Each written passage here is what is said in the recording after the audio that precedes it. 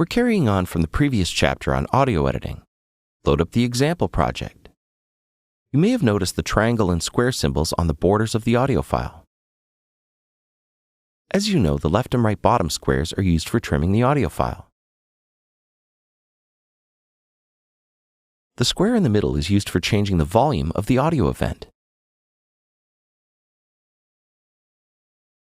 If you cut the event in two, you can make this side one volume and this side another volume. If you have the info line open, you can also adjust and see its value here.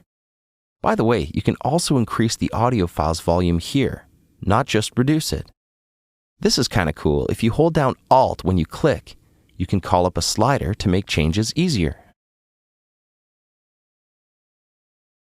The two triangles on the side are for fading in and fading out the audio file.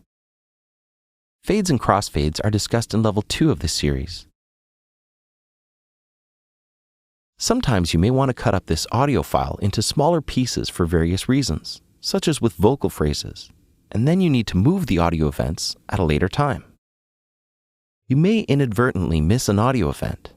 To prevent this, you can take all these events and turn them into a part. Think of audio events as raw pieces of audio files on the project page. We can now take all these audio events and place them in a type of container so that they're all grouped together. This is where we pick events to parts from the audio menu, as in take these events and turn them into a part. You can see all the audio events are now in one part. You can immediately tell that this is a part because it doesn't have the side triangle fade adjustment or the volume adjustment slider. If you were to double-click on a regular audio event, it would take you into the sample editor, which is the lowest level of editing or the most precise. If we double-click on our newly created part file, it brings us into the part editor. Think of this as just a secondary level, just like the project page. Now we can adjust the audio event as usual.